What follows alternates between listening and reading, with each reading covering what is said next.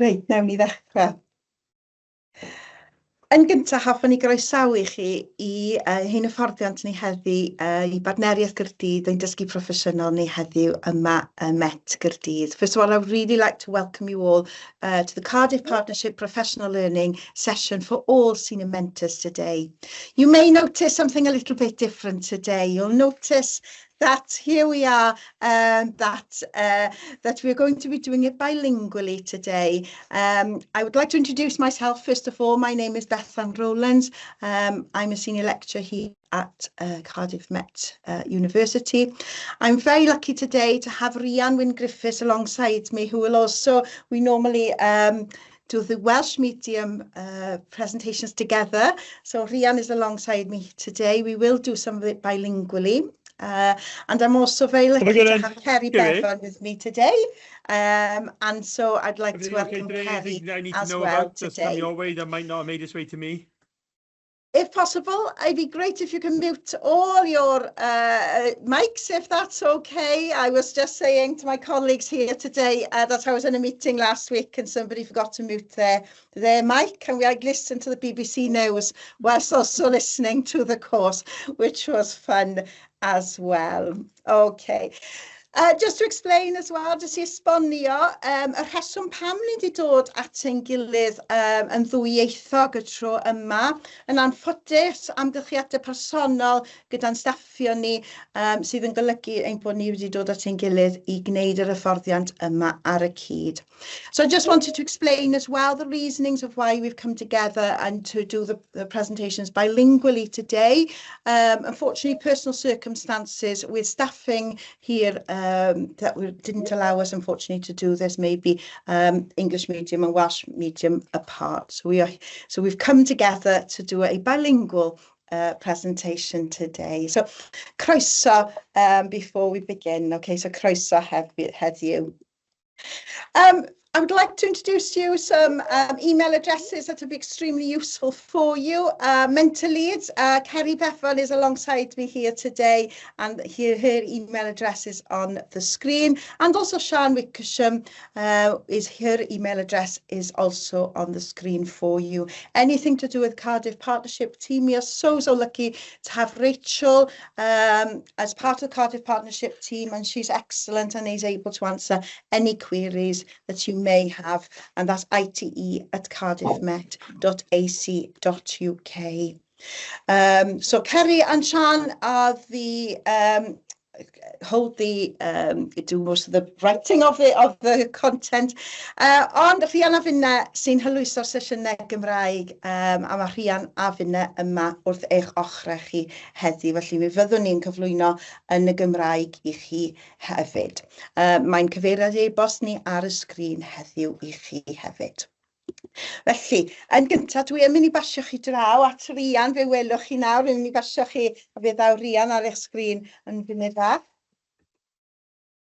Dyna ni.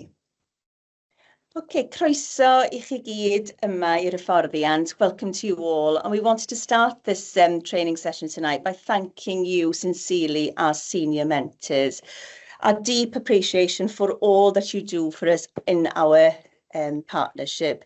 You're absolutely central to the success of the Cardiff Partnership, and your enterprise, your expertise, your commitment and your care for student teachers makes a real difference, not just into their development, but to the future of the profession. We know you're incredibly busy people. You juggle teaching, leadership and mentoring responsibilities, and yet you consistently give all to supporting student teachers. Dyn ni'n hynod o ddiolchgar I chi am eich hilioni, eich amser, eich dyfalbarhad, eich sensitifrwydd, a'ch holl amser i'w datblygu nhw fel unigolion ar hyd I taith. A dyn ni'n gwybod bod chi'n bobl hynod o brysur. Felly oedden ni eisiau dechrau trwy ddiolch I chi fel carfan o uwch mentoriaid am y gwaith diflino da chi'n neud yma I ni fel partneriaeth. Mae camera neu mae sain ambell un dal ymlaen. Os gallwch chi fidio'r sain, if you could mute your sound, that would be fantastic. Thank you, because it's being recorded. That's brilliant. Thank you. Yeah, sorry, we can still hear a couple of individuals. If that's okay, that'd be amazing. If you could mute, that would be fantastic. Thank you so much. I can see many still also joining the meeting. So croeso if you are joining our meeting here today. Dim ond, hoffwn ni nesa rhan o'r sesiwn i ni i esbonio falle mae beth dyn ni'n mynd i wneud bach yn wahanol y nawr. Gyntaf holl, os mae gennych chi mentoriad newydd, mi fyddwn ni'n cynnwys sesiwn i chi ar y 9 ar 20 o Fedi, dydd Llun nesa, hanner 3 tan hanner 5. Fydd y sesiwn yna, so os mae gennych chi unrhyw fentoriad newydd i'r rôl, byddwn ni'n annog iddyn nhw ymuno gyda ni yn yr hyfforddiant dydd Llun nesa. Dwi'n gwybod mae'r uwch fentoriad chi wedi derbyn y links yna, ond cysylltwch gyda it@cardiffmet.ac.uk os ydych chi ddim wedi derbyn y link yna. Felly heddiw dwi'n mynd i ddangos i chi mewn eiliad fach sut ni'n mynd i gael mynediad at yr adnoddau yma. Ond wi jyst eisiau esbonio tipyn bach pam dydy newid y system hefyd. Dyn ni'n ymwybodol iawn bod yn galed i gael y mentoriad at ei gilydd ar un pryd. A felly beth dyn ni wedi gwneud y tro yma, dyn ni wedi cyflwyno i chi sesiwn sydd wedi cael ei chreu lle rydych chi fel uwch fentoriad yn gallu cael rhedeg y sesiwn yn yr ysgol. Felly chi fel uwch fentoriad fydd yn gallu rhedeg y sesiwn yma iddyn nhw. A fyddwn ni'n mynd trwy'r sesiwn yna gyda chi cam wrth gam y prynhawn yma yn nawr. Neu, os mae'n galed i gael pawb i ddod at ei gilydd, mi fyddwn ni falle yn annog i chi bod chi'n gallu rhedeg hwn yn anghyd amserol a gall y mentoriad cael mynediad at yr adnoddau yn amser ei hunan. I'll move on if that's okay and explain a little bit about the new structure of how we are going to develop professional learning for the mentors this year. Firstly, your new mentors, they are very welcome to attend our online session that we are going to be running next Monday. That's Monday, the 29th of September, and it's from 3:30 to 5:30. So if you have any new mentors in the role, we would advise that they would come to that session and to understand the new role. But for all mentors, we have changed the way that we are now going to run this feedback. So we've listened to you carefully over your feedback over the years. And one key thing we've heard that is often difficult to get all the mentors together at the same time. So this year we have designed the all mentors session for flexibility. We are going to run through that session today because the idea is the following. You can either now take this that we're going to introduce you today and run it with your mentors as professional learning within your school, or you can run it asynchronously. So the mentors then can complete it independently in their own time in a group session within your school. And this will give you the freedom to adapt to your context as you feel fit. And so also I'm going to show you the teams and how to access these resources as well. I'm aware that Rachel has kindly sent you all of the material, but I would also just like to show you, hopefully if it works today, and I can share my screen, how to access this material. You'll see at the moment, I am in Microsoft Teams. I hopefully can share and hopefully you can see my files on your screen today. I just wanted to advise you on the top right-hand corner, I am just scrolling over my account manager at the moment, and you can see here that as I scroll to the right-hand side of the screen, currently I'm logged into the Cardiff Metropolitan Teams site. Many of you will be on hub sites, and so just to be advised, to get access to the Cardiff Partnership Team site, you would need to just come onto your name here and change it to the Cardiff Partnership. Then you will be able to see this team site here, Cardiff Partnership.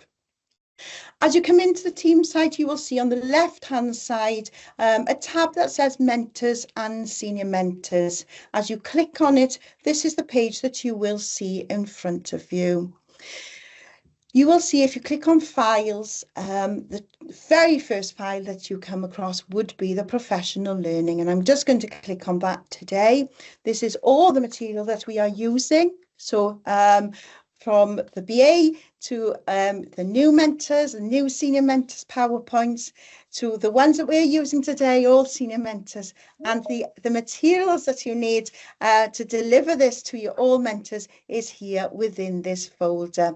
I will click on all mentors because this is how you can have access to it. The PowerPoint we're going to use today is here for you, one in English and one in Welsh. So please use these links to be able to open these PowerPoints to be able to use within your schools. You also see a little folder with documents. We will refer to some of these documents today, and if I just click on that today, you can see that you can have access to the English medium documentation as well as the Welsh medium documentation. So I just wanted to show you those folders and where to find everything, isn't it? It's always really difficult sometimes to how to navigate around some of these things. Also, Matley, on the top right-hand corner, we have a very snazzy button, Mentors and Senior Mentors here. You will be able to see as this opens as well. This is how you will access our clinical practice guides. Again, our professional learning, our PowerPoints that we are using today sits within the professional learning, and any videos that you may want you're able to access here, and any senior mentor materials, especially when we're thinking about meetings, they all live in this section. Ac I beidio anghofio'r Gymraeg, os gwasgwch chi'r bwtwn ychwanegol, fe fydd hynny +1. Mae hyn yn rhoi'r adnoddau i gyd yn y Gymraeg i chi, y canllawiau marwolaethol ar gyfer y cwrs TAR ac ar gyfer y cwrs BA. Mi hefyd byddwch chi'n gweld dyma ble mae'n adnoddau ni y dysgu proffesiynol ac ein adnoddau fideo ni hefyd. So jyst i chi fod yn ymwybodol ble mae pob dim yn eistedd. Awn ni ymlôn nawr i'r PowerPoint. Felly gobeithio fydd hynny o ddefnydd. I hope that is of some help and some use of where to find everything that we will be accessing today. Okay. So the idea is the following. This is the PowerPoint that from now on that you will be using with all mentors. Okay, so this is where we would like you to deliver to all mentors from here. And we've also put a little video guide of how to use this resource as well. Yn gyntaf, gan ni mynd i lliwio'r dysgu proffesiynol hwn. Be da ni eisiau chi gwneud gyda'ch mentoriad? Hoffwn ni os gwelwch yn dda i chi gwneud y canlynol. Mae yna fideo. Dechreuwch gyda'r fideo rydyn ni wedi gwneud yma yn y brifysgol. Ewch dros y darllenwch y diweddariadau ac jyst cyfle i ymgyfarwyddo ar weledigaeth o sut mae athrawon yn fyfyrio yn dysgu.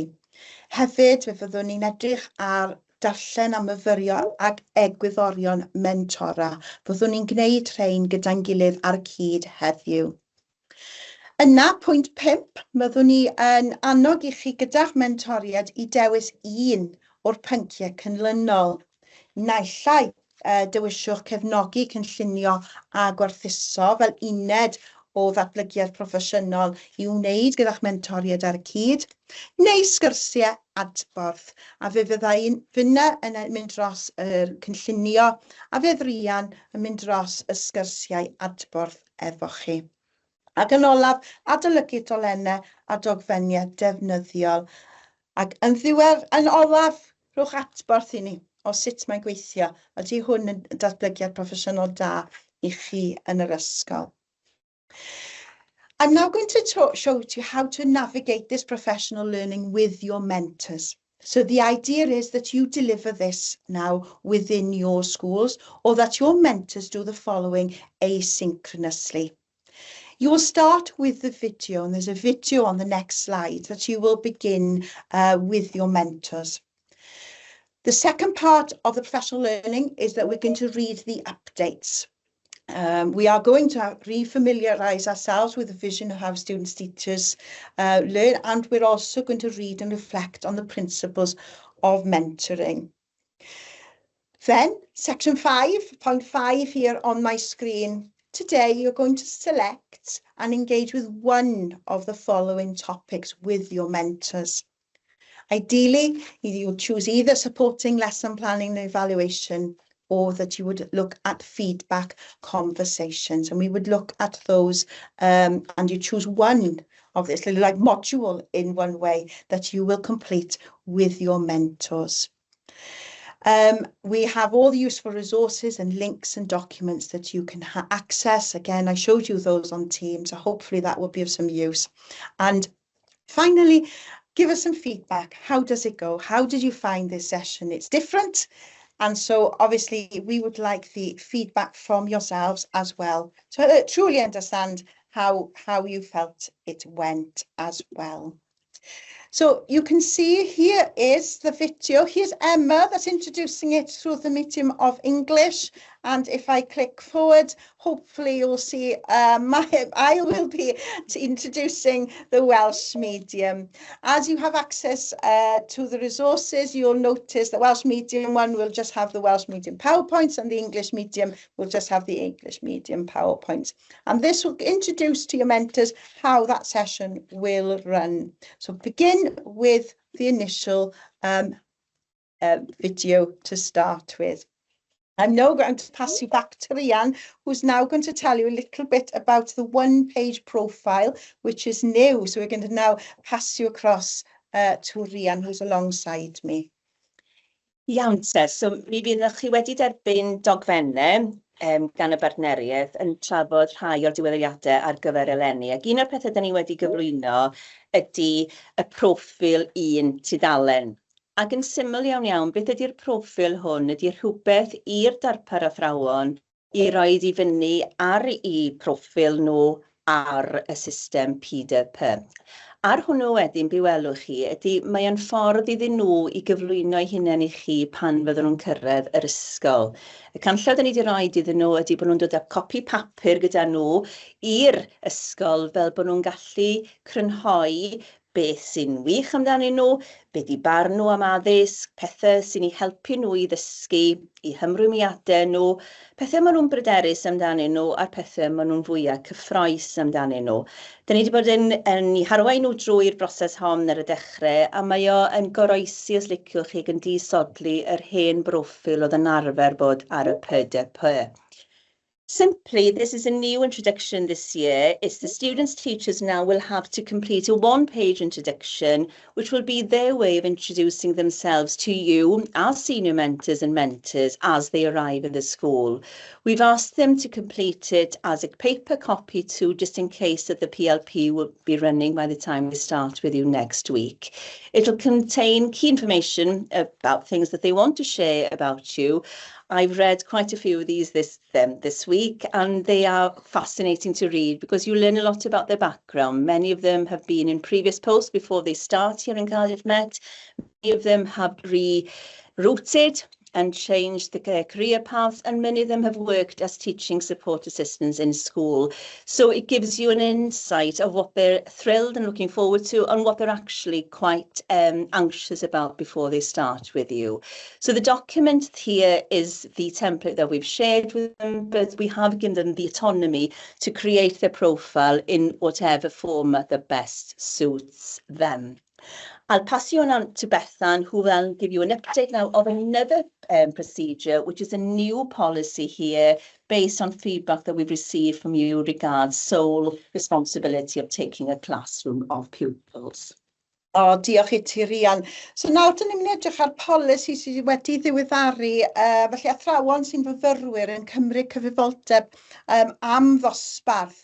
A felly yn ein ffolderi, mae yna ddogfen yna bolisi sydd wedi cael ei ddiweddaru, a felly fyddwn ni jyst yn edrych dros hynny nawr ac yn gwneud tynnu falle sylw ar a'r pethau allweddol sydd angen i ni gyd fod yn ymwybodol wrth ma' angen gadael athro dan hyfforddiant yn y dosbarth ar ben ei hunan. I'm just going to say, we're just going to have a quick look at the updated policy of how student teachers taking sole responsibility for classes, and this has just been updated. This document lives within the folder that hopefully has been sent to you, but is also available to you on Teams. And so I'm just going to now share with you that policy. And I'm hoping that you could just be able to see this in a moment. And what I've done, I've just highlighted maybe some key elements that we might have just to go through together of key updates, really. And I do hope that you can see the document that's in front of you. So the general principle, really, student teachers should not normally be left in sole charge of a class or group of pupils. I think that's important. Their presence in the school is as a trainee under supervision. And obviously, as we know, they are not fully qualified teachers. So ensuring the safety, really, and the well-being of your pupils and also the student teacher is paramount here. So any decision really to leave student teachers to take sole responsibility for a class should follow the formal procedures as we have outlined in the policy below. And such arrangements should only be agreed by the mentors, by yourselves as senior mentors, and or by university staff. Mentoring, if any staff that are not in mentoring roles are asked not to make suggestions or make arrangements outside of these procedures, if that's okay. And we'll just go through. The senior mentors should ensure that all members of the department or team supporting that student teachers is aware of this policy and the following below. So conditions really for limited sole responsibility. And we know in exceptional circumstances, student teachers has consistently demonstrated a high level of competency and professionalism during their second clinical practice, that we can maybe look at giving them temporary sole responsibility within classroom settings, but in exceptional circumstances only. And so the conditions are that the mentor and the senior mentor have jointly assessed and agreed that the student teacher on their second clinical practice is ready to manage the class or group independently and have been formally evaluated as capable at a minimum against the professional standards for teaching and leadership, against P1, managing the learning environment, L1 taking responsibility for themselves, and L2 to exercise corporate responsibilities. So if they are in exceptional circumstances to have sole responsibility within the class settings in the second clinical practice, the student teacher would need to be assessed as capable within those professional standards. And it goes on to just I think it's important that we're all just aware this arrangement has been formally discussed and agreed and documented with the student teacher.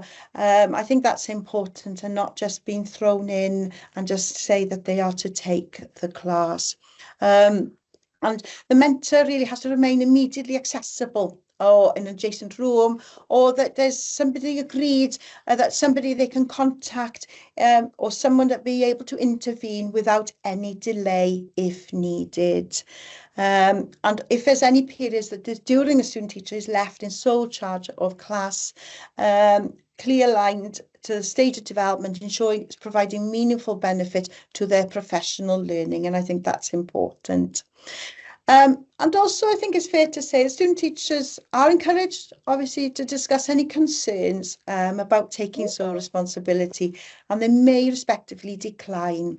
And this obviously shouldn't affect their placement or assessment in those circumstances. Part of the policy is also just sort of outlining those prohibited situations. Under no circumstances should a student teacher be left in sole charge, for example, in PE, in changing rooms, for example, design and technology lessons with all the lovely equipment that's around.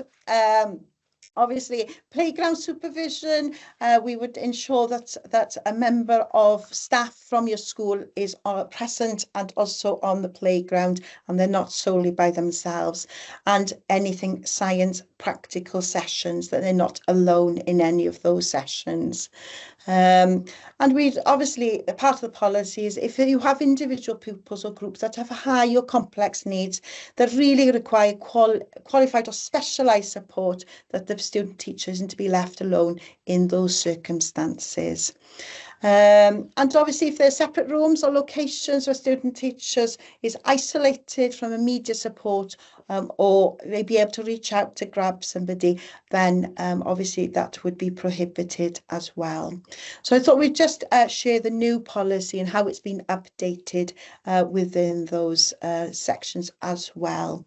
You'll see the fourth part of it goes on to talk a little bit about extracurricular enrichment activities, something we do encourage, and you know, it's excellent professional development for the student teachers, but sometimes in those activities it gets less formal, and so here we require the student teachers to still maintain that professional conduct at all times and try to avoid being in one-to-one situations or unsupervised situations with those learners, and obviously here operate only under the supervision of qualified staff, unless temporary sole responsibility has been formally agreed as the above.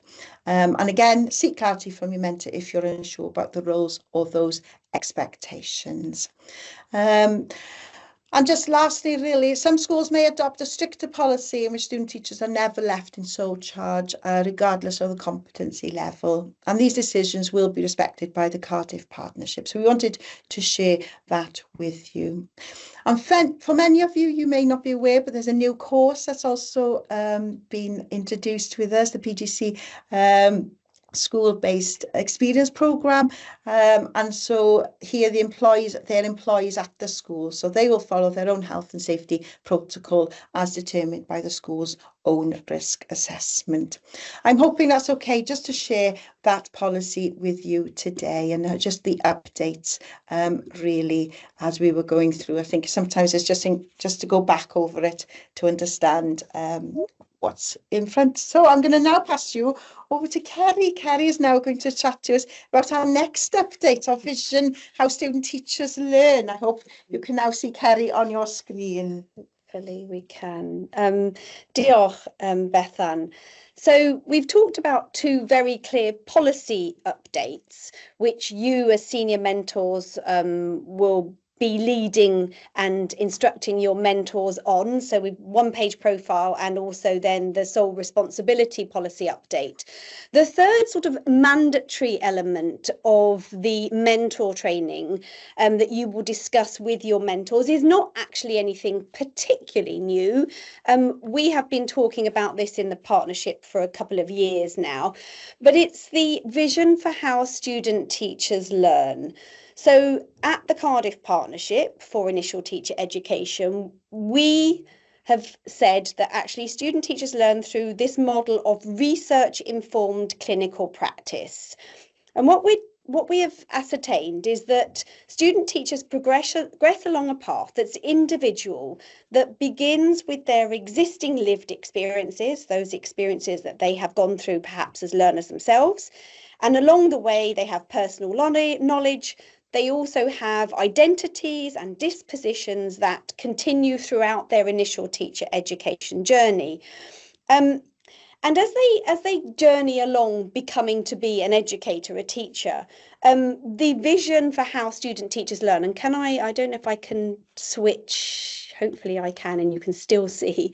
So hopefully again, in the documents that you were sent or that you have access to on Teams, you will have that access to this version in Saesneg ac yn Gymraeg, and you will be able to read more deeply. It's also in Appendix 2 of the clinical guidebook, handbook. What I'd like to draw your attention to is our perhaps vision, our figure 1, where we talk about how student teachers, they draw knowledge from different sources and they integrate these different types of knowledge, this intellectual knowledge, the knowledge about learners, the knowledge that they gain through teaching, the knowledge that they gain through indirect practical learning, perhaps their beliefs, perhaps their professional practical knowledge of established teachers, so that they're able to integrate all of these together to become agentic teachers as they move into their profession. So as you, as senior mentors, lead your mentors through mentor training, before you let them either off to do asynchronous tasks, or before you decide upon which of the activities is most relevant to your context, it is important to draw your mentors back to questioning and reflecting upon the vision for how student teachers learn within the Cardiff Partnership, and whether that aligns with your current understanding, the mentor's understanding, and looking at the different types of knowledge. So just spend some time focusing on that as our third of sort of the mandatory elements of mentor training for this academic year.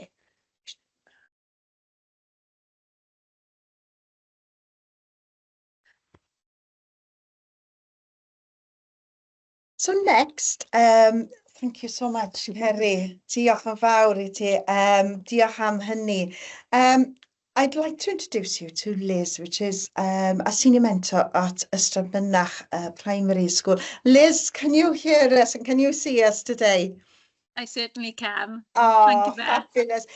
Liz, thank you so much for joining us and for actually just coming as part of this update, really, because you've been involved, haven't you, with part of the principles of mentoring. So maybe you would like to share a little bit about the idea behind this, if that's okay.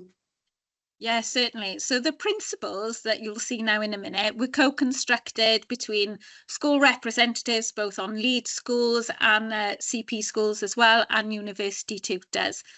And these principles are really designed to help us think more deeply and critically about what it means to be an effective mentor and how we can best support our student teachers to flourish while they're on placement with us. So as you can see, these principles are grouped into three key areas. So our values and dispositions. So who do I need to be as a mentor? Our practice knowledge. What do I need to know to be able to be an effective mentor? And our teacher education approaches. So what do I need to do? So we're just going to spend a few minutes having a little look at each of these key areas. And as we go through each one, just reflect on what does this principle mean to you in your own mentoring practice, and how does it apply to the mentors within our school, and what areas do you feel your mentors might need some more support or professional learning in.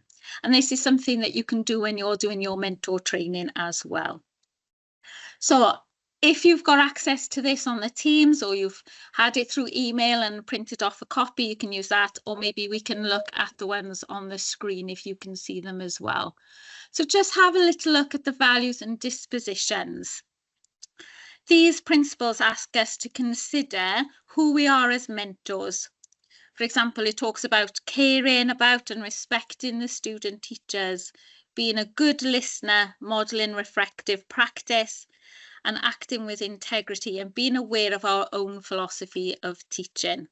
So if you can see them, have a little think. I'll give you a couple of minutes to think about which values you think are well embedded within your school's mentoring culture, and which mentors might need some more support to develop their own dispositions. And if you want to put your hand up or put a comment in the chat, which principles do you think are well embedded within your school? Just looking at the I need to be someone who, the first column.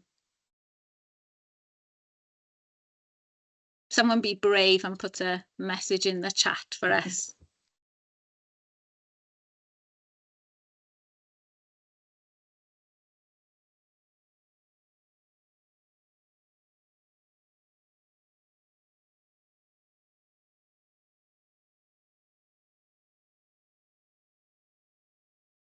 So is there a value and disposition that you think your school does really well already? Just to say, I can't actually access the chat. I don't know if that's the same for everyone else. Put your hand up, speak out, unmute.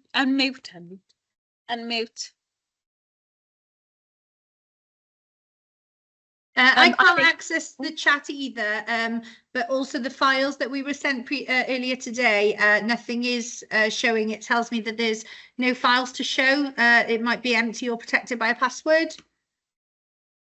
No problem. I'm sure Rachel will get on to that now after the meeting, so you'll be able to see them all. Can you see them on the screen? Yep. So would someone like to share which one they think is going well? I think definitely here at Blackwood Primary, that just the first one, just actually looking out for the student as a whole holistically, not just in terms of like, you know, academic and progression with their clinical practice, but actually them as a whole. So thinking about well-being, getting ideas from them and being open-minded. I feel like that's when we do really well here. Thank you. Is that Sian? Yeah, hello. Thank you. Anybody else? Teenan?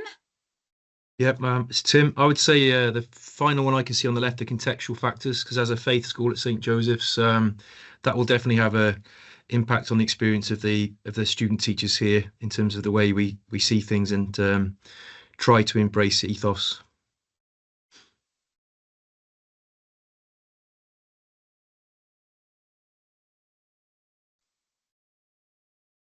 Liz, you're on mute at the moment. Thank you. That's really important, isn't it? Especially as many of our students won't have that experience themselves. One more, is anybody willing to share something that maybe they feel their mentors might need to develop?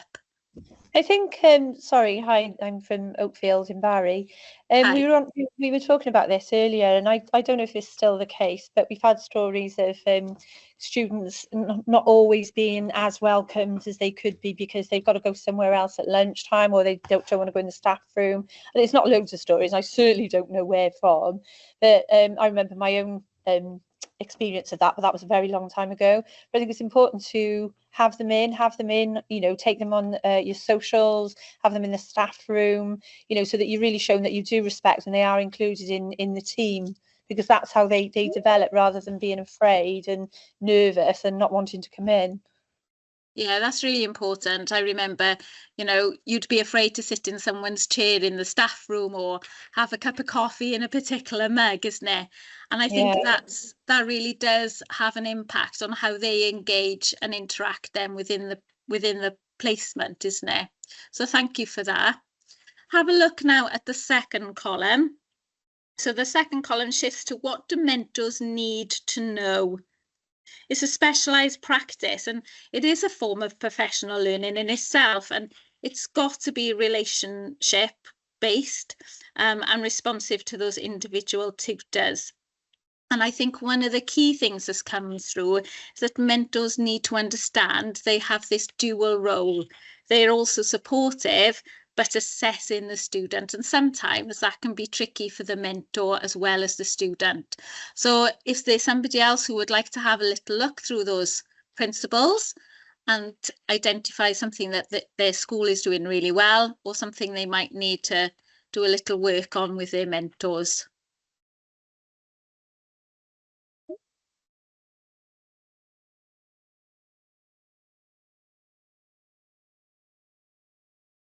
Again, just unmute.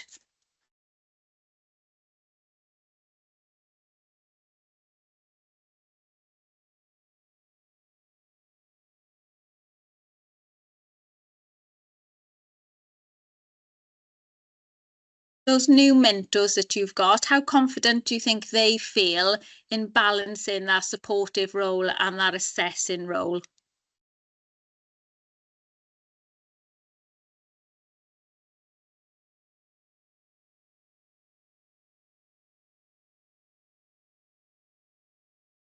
Thank you, Tim. I'd say as a compliment to Cardiff Met, I think they feel very confident because most of them have come through the Cardiff Met programme. So I think they've been trained in how to do both roles predominantly, thankfully. Brilliant. And C. Jenkins?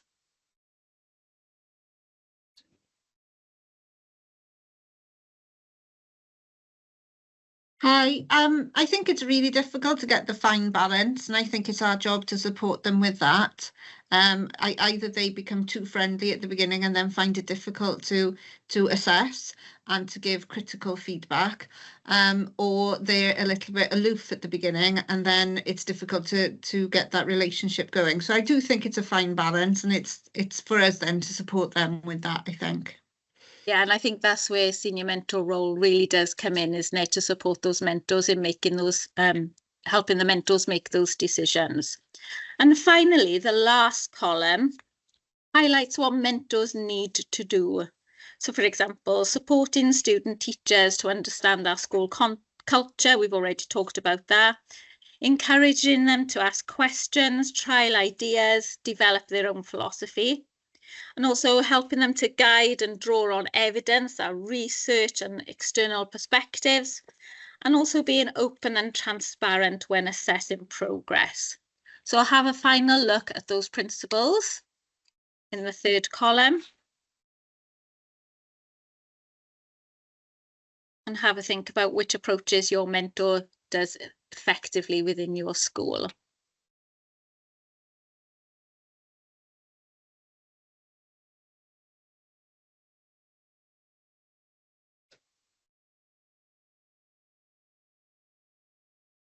B. Jenkins. Hi, again, sorry.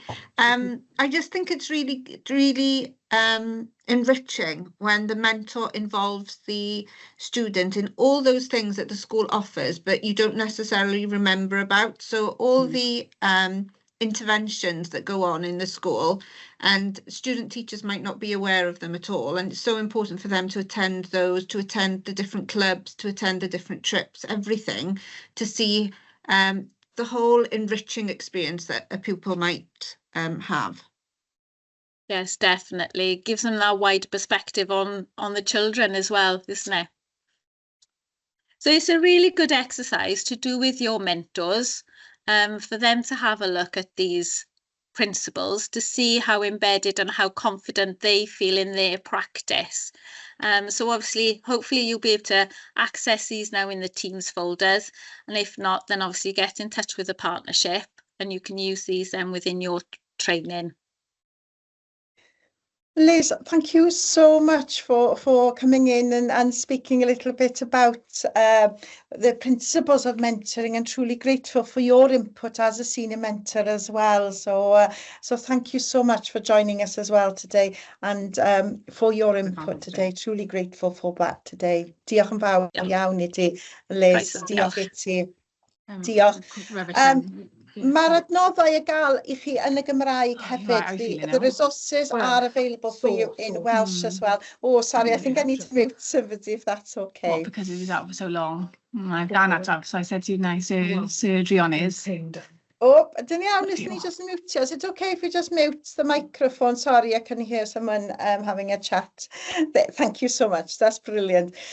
Just to remind you that all our resources are available on our team site. Please, it's under the Senior Mentor folder, and you could just click on the file Professional Learning to pick up. This is what the English Medium one will look a little bit like, so with the files that you will need, okay?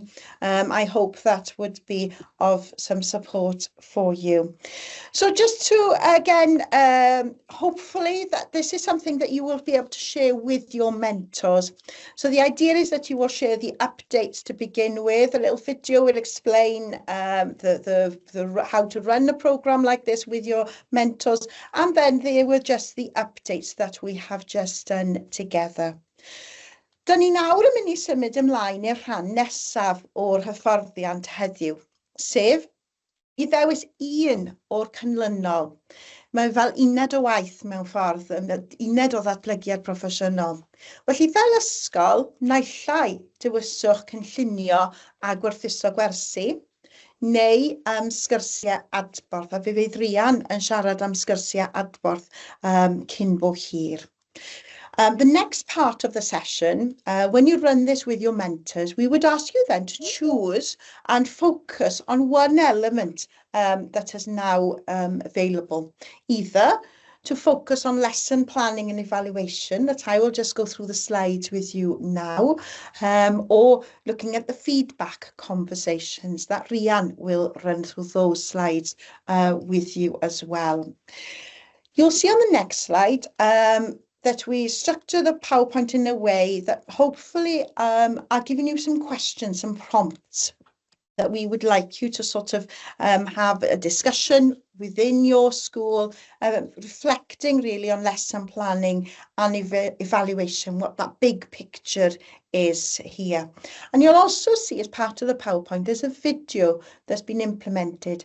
So the idea is that you play the video to begin with, and we're very, very lucky that James Wise from Cardiff High, hope you're with us tonight, and Katie Haynes from Danes Court joined Anna, one of our senior lecturers here at Cardiff Met, to speak about planning and evaluations.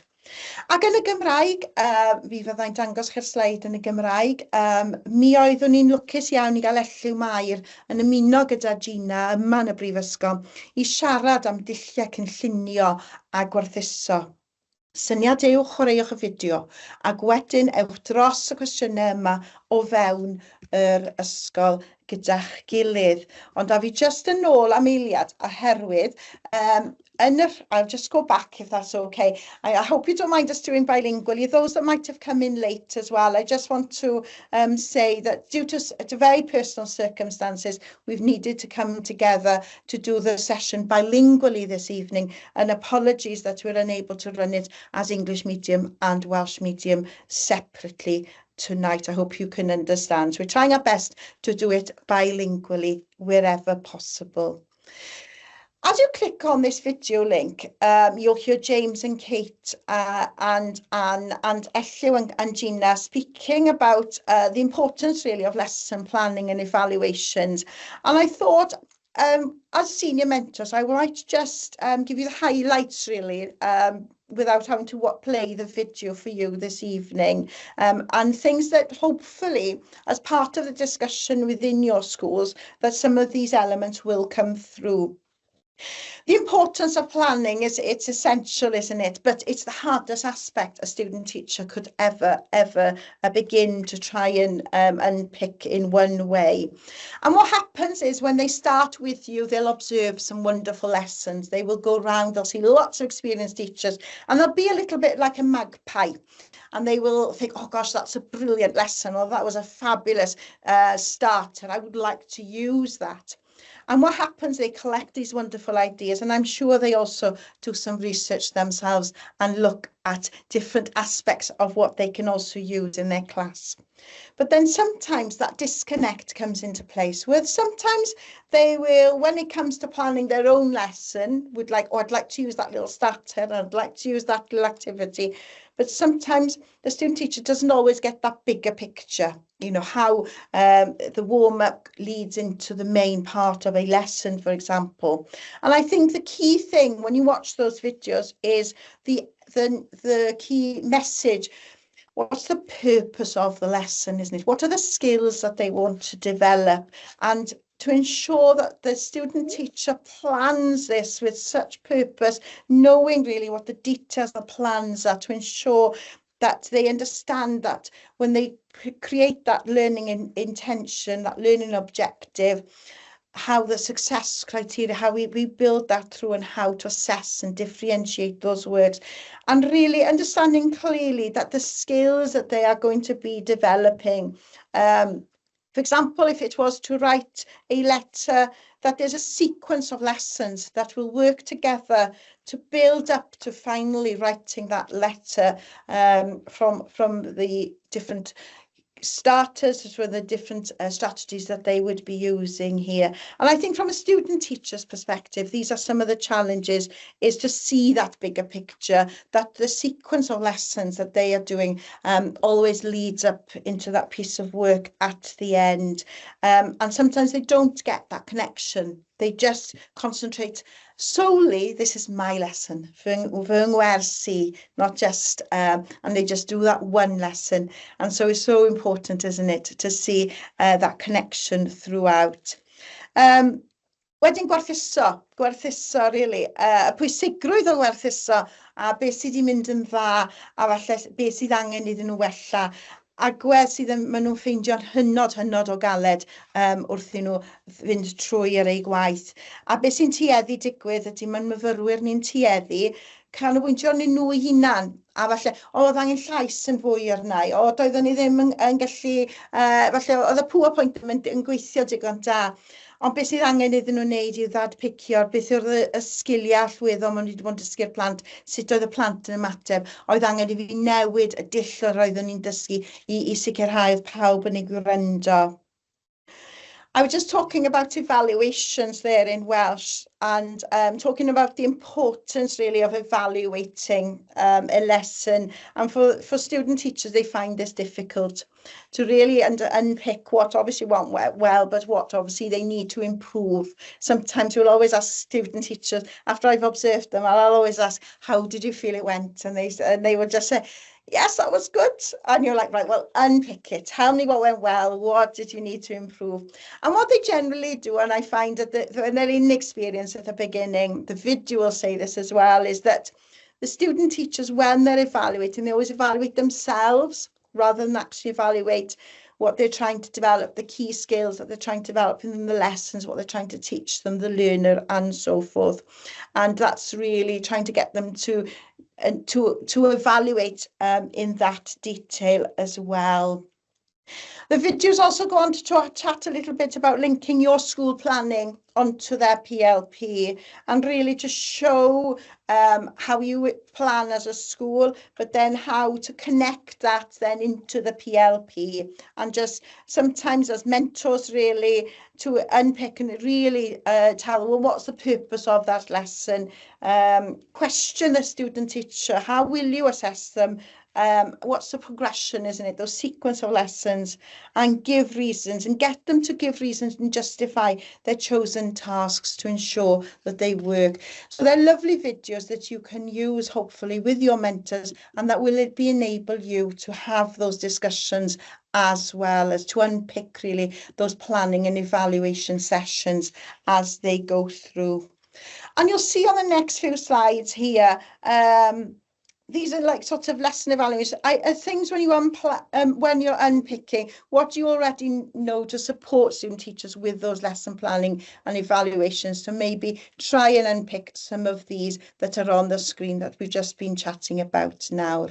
Eto yn y Gymraeg, I deall y broses yma o ddysgu, cynllunio, gwerthuso, pwysigrwydd o hynny. Sut I ddefnyddio cynlluniau yn yr ysgol a sut I osod o ar y PLP. Sut I gynllunio ac addysgu tîm, o hynny yn hynod o bwysig. A fydd y fideo nesaf yn siarad tipyn bach yn fwy am hynny yn y fan hyn. It leads on to another video. This is a very good video, and in this particular video, it really unpicks the importance of a team teaching and team planning. It was always used to be called team teaching, and now it's called team planning and teaching. And the importance really of becoming part of that process and that planning is essential. What we found in the past is that maybe the student teachers had done a little starter, had maybe planned a nice little starter, but then the mentor would say, thank you very much, thank you, Mr. Jones, and then would go on and then start lesson. And sometimes the connectivity isn't there. So we're trying to encourage wherever possible when it comes to team planning and teaching that they start part of the process throughout the whole lesson and have a bit more ownership over it and that link and that purpose to the lesson. And I think that's the key thing that student teachers always miss, the purpose of that lesson, the key skills that they're trying to develop, not just a lovely little activity that they had seen and they would like to teach them. So again, this video will discuss how, why, and the purpose of that task. And so through team planning and teaching, we'll get the ownership really that they need in doing so. And also in the video, you'll see that the idea may be to model how to evaluate and help you to prioritize the next steps of the learning. Sometimes student teachers at the beginning will really find that difficult. And again, focusing on that learning, what is the next step for them? As schools, and in education, we use so much terminology, don't we? So sometimes we have to unpick that terminology with the student teachers. And also, it's so important in part of this session, when you're planning it together, is how to access your resources at school, the essential information on your school systems, to help them to be able to plan and to differentiate the work wherever possible. And then the final part of the video, we'll discuss a little bit about using it in team planning and teaching in a different way, where potentially the student teacher has been doing that planning, but actually for the mentor to teach the lesson. And I think what comes across in the video is that flexibility sometimes to show as an experienced teacher how you would maybe adapt and change a lesson to coincide with the response that you've had from the children. So it's really and that's very, very interesting. I think as you get more experience, you have more confidence to be able to take ownership and to change sometimes your lesson plans, because our student teachers generally keep to a lesson plan quite rigidly, and so to understand that sometimes change is always needed. You will see on the next couple of slides, there's a video for the Welsh medium, some questions that you could be used during your mentor meetings and how to discuss. I won't obviously go through them in great detail. They're here as prompts for you. So when you're going through your mentor meetings with them, there's some real prompts as you're discussing lesson planning and evaluation. So I'm hopefully maen nhw'n Gymraeg a'r Saesneg efo ni. Defnyddiwch nhw gobeithio i'ch annog chi helpu gyda'r pwyntiau trafod sydd angen arnoch chi wrth i chi gwrdd yn wythnosol gyda'r athro dan hyfforddiant. I'm just saying some really lovely little prompts here for you that to help you with your mentor meetings as well when you're discussing planning and evaluations. Okay, and so the final video, there are 3 videos in this unit, so you might want to, on the third video, this is one's about 5 minutes long, it's a little bit shorter than the other 2. So again, you could play this video with your mentors, and it's really the importance of that mentor meeting, giving some really great ideas of how to hold the meeting and different aspects and ways of doing it. When you watch the video, you might recommend, for example, if you've got secondary student, to use the blue book as a discussion point. Look for key themes that's in the book. For example, you might find that people are picking up assessment as an element. And so then when you go into your mentor meeting, go and look at the PLP with the student. Look at what they've been noting down and as assessment on their planning. Note those key targets for assessment for the following week. Give them some strategies and help them, speak to them about, ways that they think they could try and encourage to use assessment in different ways and link it into their weekly lessons the following week. Interesting as well, the video will say that they would note those targets, the weekly targets, within their blue book. So if that student teacher is teaching across different classes with different teachers, that the blue book, the teachers would be aware of those targets for that week. And again, the following week, yr wythnos olynol, check in with the initial targets, isn't it? Go through that planning and evaluation, and how can we see how assessment might have been developed in that particular week as well. Felly I orffen, I orffen, just for me to finish, just to say there are resources all available in your clinical practice guide, and they're all in the appendices to help with planning and evaluation, and those prompts and question prompts are available within the clinical practice guide. So mae'r adnoddau ar gael I chi yn y canllaw ymarfer clinigol. Dwi nawr yn mynd I basio chi draw i'r rhan nesaf, yr ail rhan o'r sesiynau. Falle byddwch chi'n dewis gwneud y sgyrsiau adborth. A felly fydd Rian yn mynd â chi trwy'r uned yna nawr I chi ddeall os ydych chi'n rhedeg hwnna gyda'ch mentoriad yn lle. Rian is now going to talk to you about feedback conversations. You may choose to look at that element within your mentor meetings. And so Rian is now going to talk through that element now. Diolch. Diolch Bethan. Yn syml te, mae hwn yn faes da ni wedi drafod yn y gorffennol gyda chi, ac mae llawer o'r adnoddau yn ymwneud â'r agwedd hon yn adnoddau sydd wedi cael eu creu yn yr un modd gyda Uwch Fentor o Ysgol Hyd y Waun, sef Rhian Staples, oedd yn Uwch Fentor yno am rai blynyddoedd, ac mae fideos hi yn y Gymraeg ac yn y Saesneg yn trafod rhai o'r dulliau gwahanol roedd hi'n ei defnyddio ac y gallwn ni gyd ei defnyddio mwyn falle gwneud yr rhan mwyaf anodd o'r swydd o mentora, sef be oedd Liz yn cyfeirio at hi'n gynharach, sef y rôl ddiol na o fod yn gefnogwr ac yn aseswr. We all know that the dual role of being in a supportive role and being an assessor is one of the challenges of being an effective mentor. And many of the resources here that you can take your mentors through are different approaches of discussing different techniques of giving student teachers feedback. We all know that we need to consider what stage these student teachers are on. Are they on the beginning of clinical practice 1, or are they further on the route? And their reaction, I suppose, to having feedback. We all know that they find it quite hard to have those notes put into the blue book unless they're there in a supportive manner.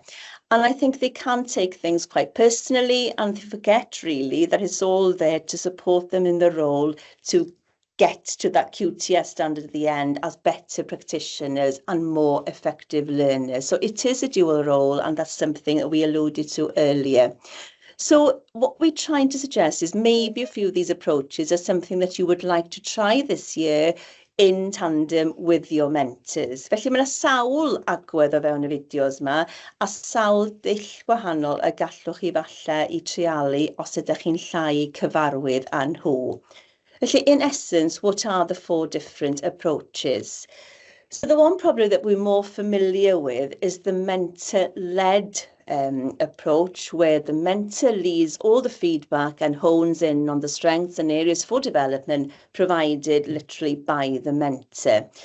This tends to be the most popular method and the one maybe that we're more familiar with. The second one more hones in maybe more on taking the student teacher looking and reflecting more and picking more on their learning and teaching intentions versus the reality of how the lesson actually panned out in the end. To be able to do this, they have to be in a reflective mode, they have to be quite self-critical, and obviously it hones in on a different skill set from the student teacher. We all know that it's a very, very busy environment in school, and maybe it would have to be a delayed feedback conversation due to your work constraints, or maybe you feel that that's the best approach to the student teacher needing to go home to self-reflect on what happened with them or how it went, rather than giving them that immediate validation that everything was okay. We're in the process here in university at the current stage of giving them the opportunity to deliver micro lessons, micro teaching. And it's been quite interesting listening to them actually coming back today after the weekend and their own perception of how those micro lessons went last week, having reflected over the weekend rather than just the immediate feeling of giving strengths and areas for development last Friday. And then the last approach will be one that you're more familiar with probably, which is the clinical reasoning approach, where the mentor uses different prompts that we'll have a look at a few of them now later on, where they have to critically look at what they actually saw as the data within that lesson. It's more of a reciprocal inquiry approach, and obviously they need to be on a further stage within their development. But things to consider probably are, when do you use these different approaches? And Rhian describes this very eloquently on the video. So the learning needs of your student teacher. Do they need that holding hand approach? Do they need more of a bullet point approach, or what went well, even better if? Their disposition, what is their previous experience of teaching? Have they had any experience of teaching? Have they team taught before? Have they been employed as inexperienced or unqualified teachers within settings before they started the programme this year? Their orientation towards feedback, do they hone in on what went well, or even better if, or the targets for improvement? Do they take it personally? You will get to know this quite quickly when you meet them. And also, how are they progressing? Where are they regards the professional standards? Are they on track?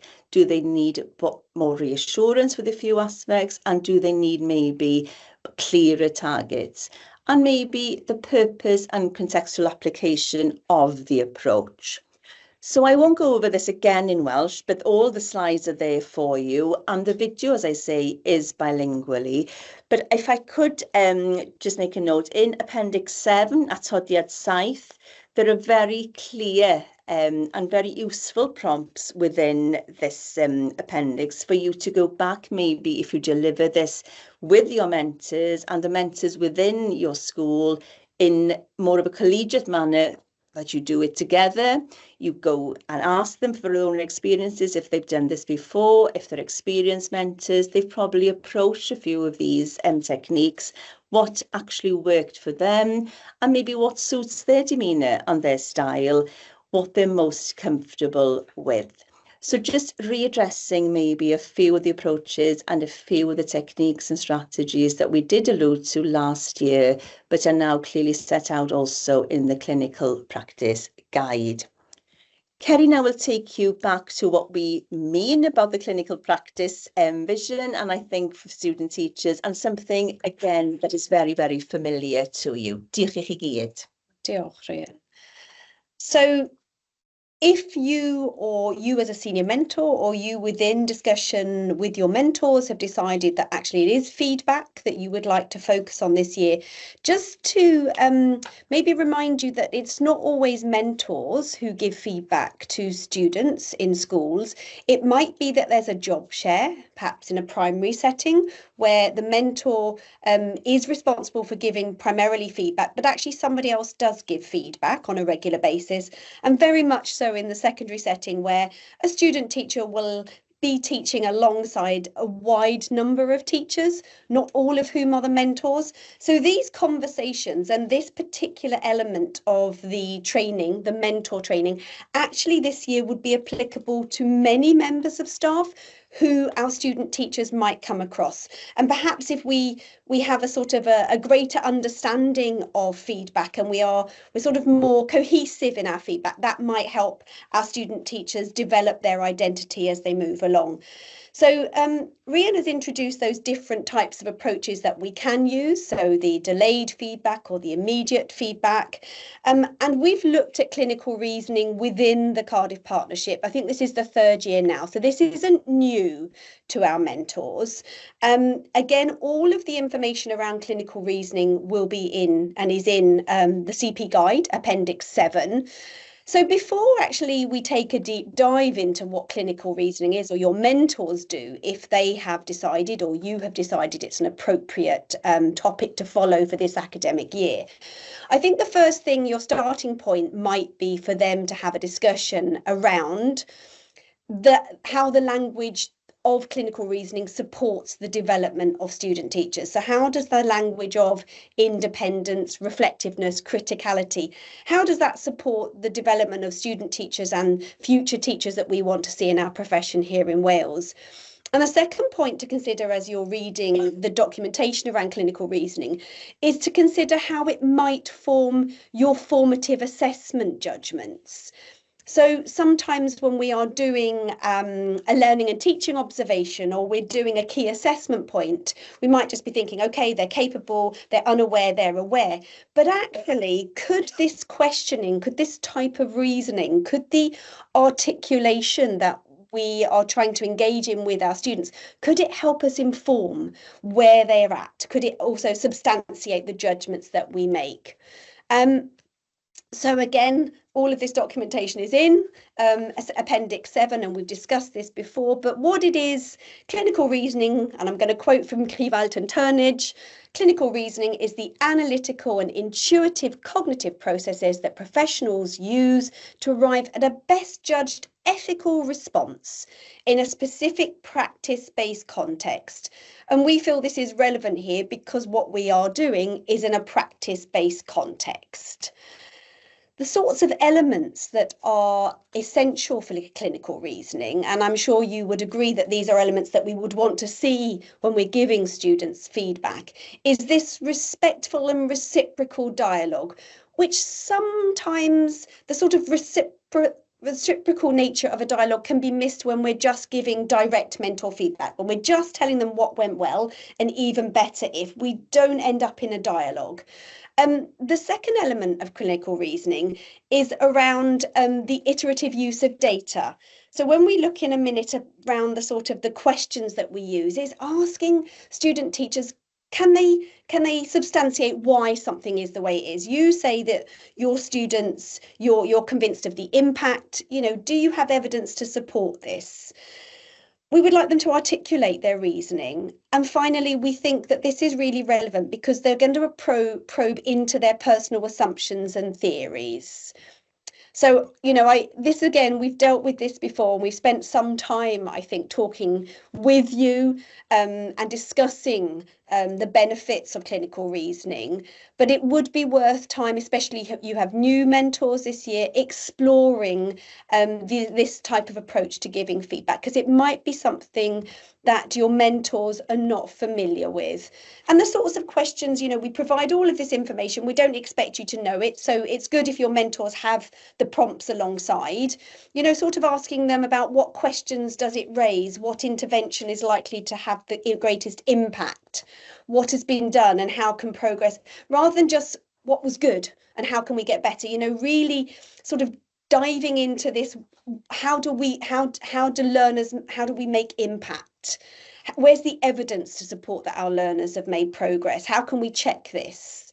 Further questions, when you're not quite, as you're watching a lesson, observing a lesson, and rather just saying, I didn't really like this, or this wasn't very good, or, I noticed that you were doing lots of group work, or I noticed that you took this approach, or it puzzled me when. I suppose it's just about the way that we phrase our questions.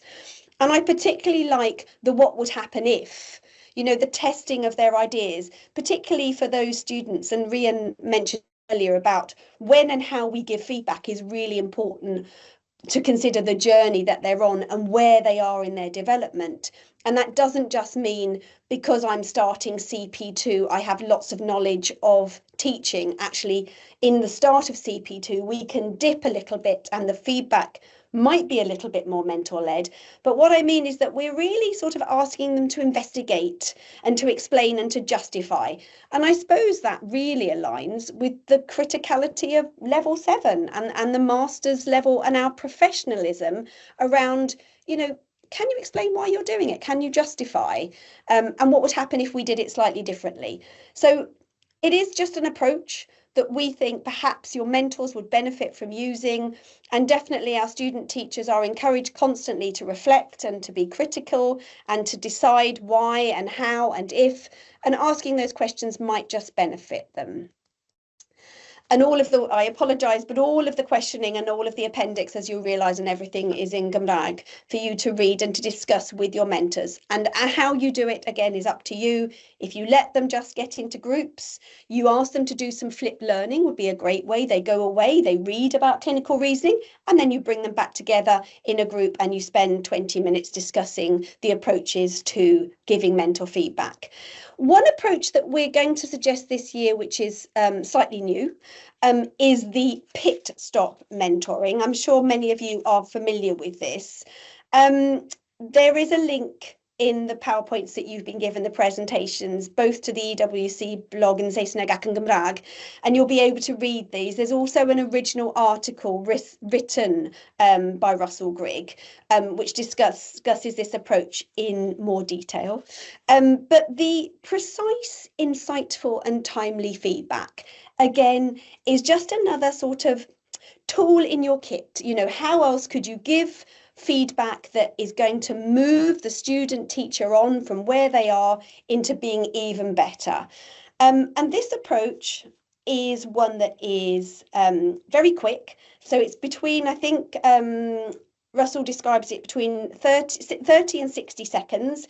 It's a little pause. The EWC blog can be quite prescriptive, but it says that really it shouldn't be any more than 2 pit stops. And they suggest that perhaps one could be called by the mentor and one could be called by the student.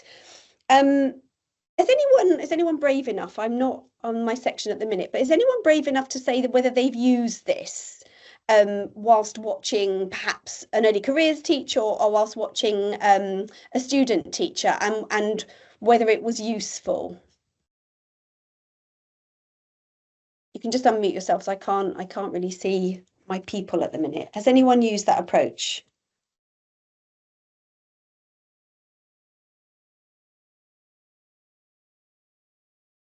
Can I stop sharing for a second?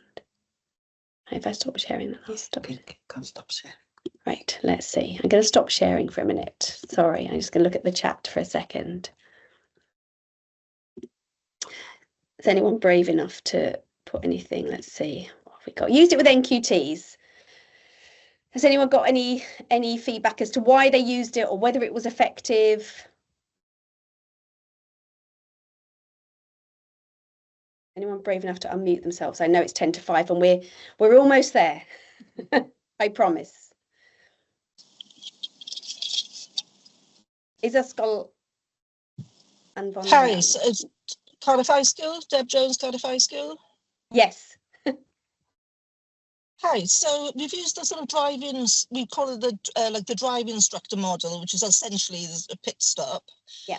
And basically we found it useful because I think with timings can be very, very difficult for ITEs. And so sometimes that sort of pit stop intervention of how and where they could skip something without losing the essential learning of the lesson, so that the learning still has the impact, but they might have skipped, for example, a particular activity or maybe cut something short and move something on. I think giving them that confidence to be able to do that, move away from that plan, I think that's why this pit stop model can be useful. Yeah, great. Thank you ever so much, Debbie. I think that's really valuable. I think exactly that. I think just allowing them, sometimes they would like to ask a question, and they just carry on with their lesson plan, and sometimes their plan doesn't always work out. And I think Russell describes that maybe there needs to be, you can't just intervene, you can't just suddenly speak and sort of take over from your student teacher. But if there's some sort of agreed sign that maybe you hold up, you're sitting at the back and you hold a lollipop stick up or something. Is that what you would do, Debbie? Yeah, so have a signal that's, you know, almost like you would a pit stop, sort of call the car over, just a sort of little subtle signal, while obviously the learners are carrying on with something, or in the middle of something, not when they're in full flow. Just taking that opportunity as a quick sort of refresher of where we are, where we need to be.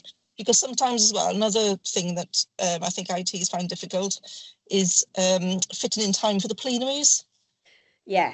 And actually, plenaries are so important. So maybe having like 2 to 3 options of plenaries is either forward basing or quick consolidation of learning, but they need something. A lesson can't just stop. So I think sometimes having that sort of pit stop to say, you know, do this as your plenary, save your plenary for the starter next time. And again, just giving them the opportunity rather than just be cut short or something like that. Absolutely. Thank you ever so much, Debbie, for sharing that. I think it gives the student teacher perhaps some confidence. If you allow for that pit stop, if you allow just for the opportunity to be able to perhaps ask a question, and because we have so much tacit knowledge as educators, we can see perhaps that actually by just maybe regrouping or moving a child or doing something slightly differently, that would actually change the dynamics. Rhian? Yes, I notice here, Ceri, rwyt ti 'di rhoi sylw man hyn o gymrhymni. Dwi wedi ysgrifennu neges ar bapur a roed ar y desk. So putting that note on the desk to give them a bit of a prompt, I take it, Ceri, for them to change or deviate away from what they're doing and giving them sort of additional instructions in a subtle way, from not just stopping the lesson, but just a small little post-it, which is a subtle way of doing it too. Diolch, Ceri. And I see your note here, Carys Jenkins. Yes, is it possible to add you to the team site so that you can get the documents? So we'll sort that, Carys, at the end too, no problem at all. Just trying to follow the chat here too. Yeah. Okay, lovely. Diolch i chi am eich mewnbwn. Diolch yn fawr iawn. So, like I said, you could do this in a flipped way. So you could ask your mentors to go away and read either the EWC blog, or they could go and read the original paper, and then come back and have a reflection around, you know, how it could be implemented, how it could be beneficial, how they could see it being used in the classroom. And we've also got some scenarios again, which you could discuss with your mentors. You know, when would a pit stop be particularly appropriate? I've watched many lessons and I've watched some where behaviour actually is becoming an issue, and rather than as an observer, a university tutor, or as a senior mentor or a mentor actually just stepping in, actually if whilst the children were doing something, if I could have done exactly what Debbie said and just had a quick conversation, I would have been able to give the student teacher the tools they needed to be able to react in the moment and to actually be able to change things. So rather than letting the lesson go and things go out of control, and actually what we see by the end is student teachers feeling very deflated sometimes when things haven't worked, I could have intervened with a very small, like you said, Ceri, a post-it on the table, some sort of sign just to say move X or regroup or move task, because actually that's what's causing the issue. So we've just given you a few scenarios that you could use with your mentors to discuss this approach as giving feedback for this year. And then we've given you some ideas too. And finally, you know, just some top tips about keeping it short. You plan one, you say that you're going to do one, but also the student can do one. It's focusing on the learning. It's focusing on, you know, how can you actually improve the learning? What's preventing learning, and how can you change it? So stay constructive, and also allow the opportunity, which I didn't mention too, is actually afterwards that you have some sort of reflection upon how effective that was, how the student teacher felt, how you felt, and whether they felt that it actually affected the teaching and learning. And just allow these to be used in a natural way. I mean, like Debbie said, I know they call it the driving instructor, as I'm not a driving instructor, but I remember learning to drive, and no driving instructor would let you carry on driving knowing that you were making obvious errors that could be very easily sort of adjusted and adapted and corrected. So I think the same approach is what we're thinking could work, and definitely Russell Grigg and his research says that. So finally, am I going to hand back to Beth or back to Rhian for the very end, is it? Lyfli, felly dyma ni di dod i'r clo, mae di bron yn 5 o'r gloch, sydd yn wirthiol bod ni di llwyddo, ni di dweud awr a hanner, a da ni bron yn 5 o'r gloch, felly da ni ar amser. Felly nearly 5 o'clock. Thank you all so much for attending. It's the first time that we've ever done this bilingually. And I hope that we've been able to share or disseminate the key messages with you all today. There's quite a large crowd of you there out there, which is quite daunting when you're on the other side of it, but just sort of steps at the end then, pethau i gofio i ddiwedd ta. I'ch atgoffach i'ch hunain os oes ganddoch chi fentoriaid newydd a phrofiadol o'r weledigaeth o sut mae athrawon sy'n fyfyrwyr yn dysgu. To go back and to revisit how student teachers learn. You probably have quite a few new mentors joining your team this year, because yearly we have quite a few coming to the training. So hopefully it's a matter of revisiting and maybe with your experienced mentors to go back over the key messages from that presentation. The principles of mentoring that Liz alluded to earlier, that we go over those strengths, those areas for development, and things that we need to be able to share if we are effective mentors, the needs of the mentors within your schools, and you know your staff well, you know what they need, the coaching probably approach with a few of them. How are you going to get them all up to speed when they have probably 10 or 12 student teachers within your school? Therefore, it's identifying probably the initial and the individual needs of your mentors too, and to revisit the principles of mentoring and to remind them that in the middle of all of the bustle of a school day, for a student teacher probably, they hang on to every word that you tell them and they take it home and they try their best then, hopefully, to try and address what you've mentioned or what you've sort of given them as key facets to work on. And then the last thing then for you is to plan your approach to professional learning. How are you going to do it? Is it going to be flipped learning approach, as Kerry mentioned, or will you do it together in unison so that you ensure there's consistency of approach across your school setting? And what focus do you think is the most relevant to your mentors in school this year? Hopefully the videos will be helpful because they are the words of senior mentors. They are mentors who've worked with student teachers. They are experienced senior mentors, and hopefully I found them extremely helpful when I've done the planning session with student teachers last week, because they talk about the perspective of the student teacher too. Felly gobeithio bod hwn wedi bod yn grynodeb defnyddiol, buddiol a chynhwysfawr i chi, ac y byddwch chi nawr yn gallu lliwio eich hyfforddiant chi yn unol y gofynion eich ysgol chi, a beth ydych chi'n deimlo bydda'ch mentoriad chi'n elwa fwy ohono fo, a mae llawer o'r fideos yma yn fideos defnyddiol nid yn unig ar gyfer darpar athrawon, ond ar gyfer athrawon ar ei blwyddyn ymsefydlu o fewn yr ysgol hefyd. Felly, beth sy'n ni'n hoffi gofyn i chi gyd wneud, if you would all be so kind, as to complete the professional learning evaluation on the next screen for us. And if I can, yes, draw this up now then with the chat too. I think we're coming to the end here. There we go. We'd be very, very grateful for any feedback. If you've had an opportunity to look at a few of the videos, I think that would be very valuable feedback for us too, because they are from the perspective of senior mentors in our partnership school at present. I think there's a question in the chat here, or yes, please go through. It's only a quick check. We've got a mentors meeting training next Monday. Is that right? Did you say at 3:30? Yeah. Yes. Yeah. So new mentors. New mentor training. Yes. Yeah, new online. mentors. So we won't have had the link for that yet. No. I think it has been sent out. I think Rachel put it in the chat earlier. Okay. All right. I'll check. Just check the email. Okay. Yeah, I think that link has already been sent out already. So just right. check. Maybe it went to a head teacher's. Sometimes they go to different inboxes, don't they? Yeah. So just if you can. I'll look for it now. Lovely, thank you. So we'll see them all on Monday then, 3:30. Great. Lovely. So if you could just spend some time, just a couple of seconds, a very short evaluation. There's I've shortened the actual web address, the URL, so hopefully you can type that in or scan the code in and just give us a quick bit of feedback. We do appreciate the fact that this was done in Gymraeg ac yn Saesneg and that they weren't individual lessons. And we're really grateful for your time this evening. Diolch yn fawr iawn pawb. Thank you for everything that you do for our student teachers. We really value and appreciate all the work that you do. Wishing you pob lwc for this year.